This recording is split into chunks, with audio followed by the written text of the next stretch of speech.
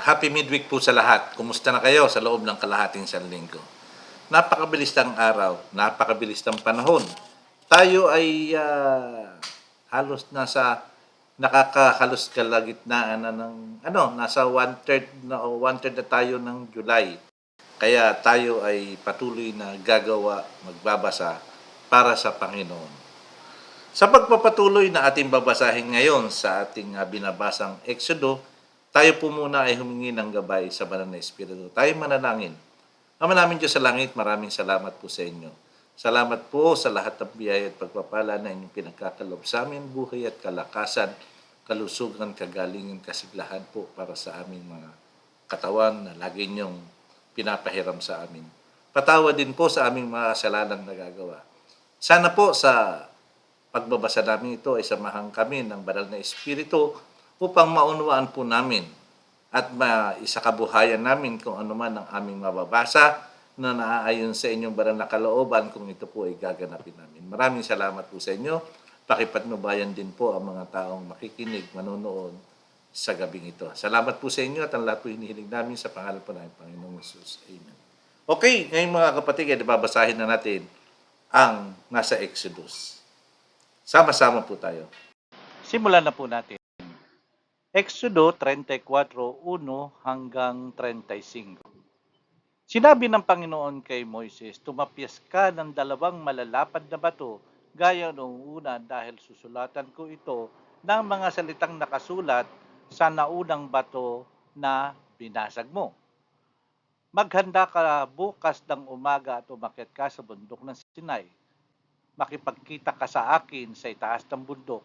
Kailangang walang sasama sa iyo, walang sino mang makakakita sa kahit saang bahagi ng bundok, kahit ang mga tupa o baka ay hindi maaaring manginain sa bundok. Kaya tumapya si Moises ng dalawang malalapad na bato, gaya noong una, at kinabukasan maaga pa'y umakyat na siya sa bundok ayon sa iniutos ng Panginoon. Dalawa ang tapyas, dalawang malalapad na bato. Bumaba ang Panginoon sa pamamagitan ng ulap at binanggit niya ang kanyang pangalang Panginoon habang nakatayo si Moises sa presensya niya. Dumaan ang Panginoon sa harap ni Moises at sinabi, ako ang Panginoon, ang mahabagin at matulunging Diyos, mapagmahal at matapat ako, at hindi madaling magalit. Ipinapakita ko ang pagmamahal ko sa maraming tao at pinapatawad ko ang mga kasamaan nila, pagsuway at kasalanan, pero pinaparusahan ko ang mga magkakasala, pati na ang kanilang salinlahi hanggang sa ikatlo at ikaapat na henerasyon. Nagpatira pa si Moises sa lupa at sumamba. Sinabi niya, Panginoon, kung nalulugod po kayo sa akin, nakikiusap po akong sumama kayo sa amin, kahit na matigas ang ulo ng mga taong ito, patawarin po ninyo kaming ang aming kasamaan at mga kasalanan, tanggapin po ninyo kami bilang inyong mamamayan. Sinabi ng Panginoon, gagawa ako ng kasunduan sa inyo. Sa harap ng lahat ng kababayan mo, gagawa ako ng kamanghamanghang bagay na hindi ko pa nagagawa kahit saang bansa sa buong mundo. Makikita ng mga mamamayan sa palibot ninyo ang mga bagay na gagawin ko sa pamamagitan mo. Sundin mo ang mga iniutos ko sa iyo sa araw na ito. Itataboy ko ang mga Amoreo, Cananeo, Heteo, Pezeo, Hebeo at mga Habuzeo mula sa lupaing ipinangako ko sa iyo. Huwag kang gagawa ng kasunduan sa mga tao sa lupaing pupuntahan ninyo dahil magiging bitag ito para sa inyo. Sa halip, gibain ninyo ang mga altar, durugin ang mga alaalang bato nila at putulin ang mga posing simbolo ng Diyosang si Ashera. Huwag kayong sasamba sa ibang mga Diyos dahil ako ang Panginoon ay ayaw na may sinasamba kayong iba.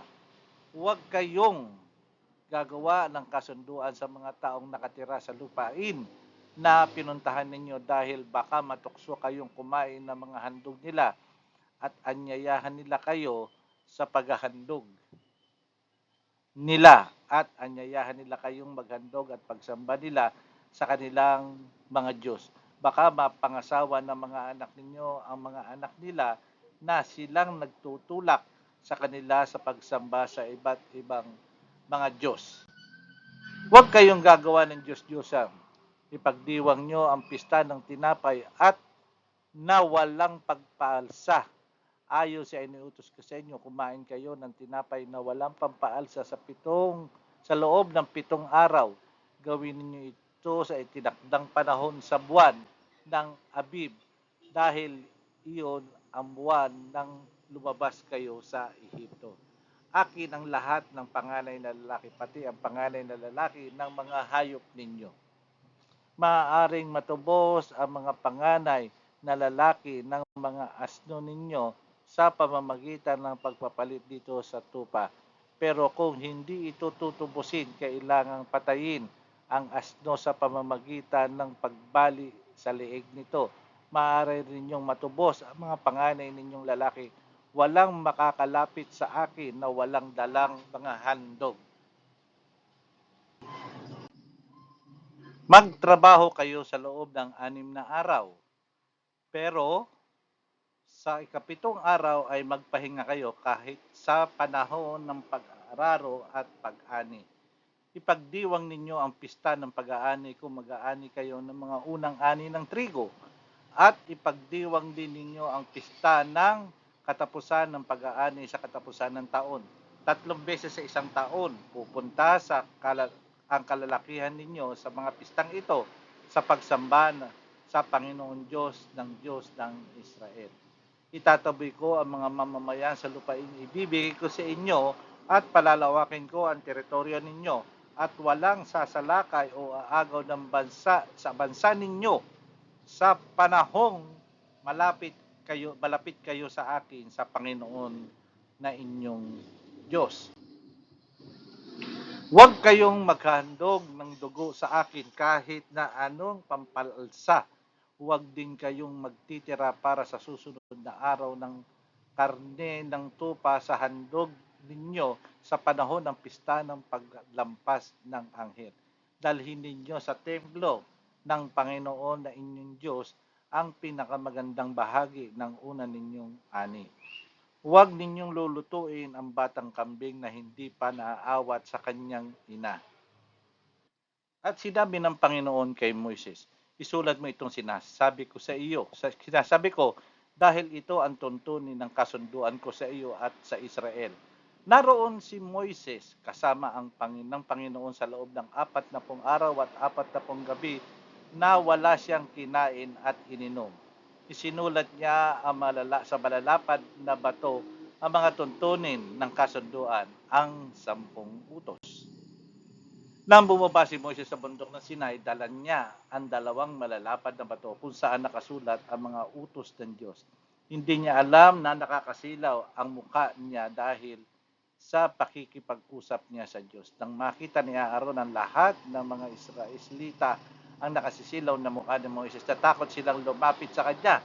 Pero ipinatawag sila ni Moises, kaya lumapit sila Aaron at ang mga pinuno ng mamamayan ng Israel at nakipag-usap si Moises sa kanila.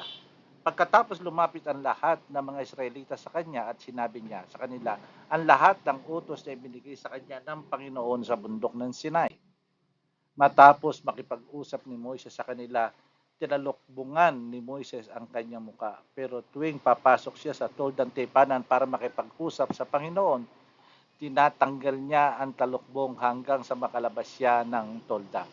Kapag nakalabas na siya, sinasabi niya sa mga Israelita ang lahat ng sinabi ng Panginoon sa kanya at nakikita ng mga Israelita ang nakasisilaw niyang muka at tatalukbungan na naman ni Moises ang muka kaya hanggang sa bumalik siya sa tolda para makipag-usap sa Panginoon. Ang ganda-ganda, ano po? Nakita po natin, mga kapatid, na ang Diyos ay may mga instructions kay Moises. Nakita natin kung paano niyang kinausap, kung paano siyang kinausap ng Diyos. Kung paano nakikipagtagpo sa kanya ng Diyos. Kaya mga kapatid, napakaswerte ni Moises. Sana balang araw ay mangyayari sa atin to kung tayo maliligtas, makakausap natin, makikita natin ng Diyos. Sa pagtatapos, tayo po muna ay manalangin. Ama namin Diyos sa langit, salamat po sa inyo. Salamat po sa lahat ng inyong pinababatid sa amin. Sa mga binabasa po namin na sana kami po ay tulungan nyo na pag-aralan ang mga bagay nito. Patubayan na rin po dawa kami sa loob pa ng kalahati sa linggong darating na kami po ay gagabayan din ng inyong malalakas at magagaling na anghel. Sasamahan kami sa aming mga lakad at hihiling po kami ng patuloy niyong pahiramin ng kalakasan, kalusugan, kagalingan po sa aming mga karamdaman. Salamat po sa laging pagdinig niyo sa aming mga panalangin at ang lahat po hinihiling namin sa pangalan po ng aming Panginoong Hesus. Amen. Okay mga kapatid, muli ako'y bumabati sa inyo ng Happy Midweek at samahan niyo po niyo muli ako sa darating na Biyernes sa Sabat ng gabi upang ipagpatuloy ang ating babasahin. Happy Midweek po sa lahat.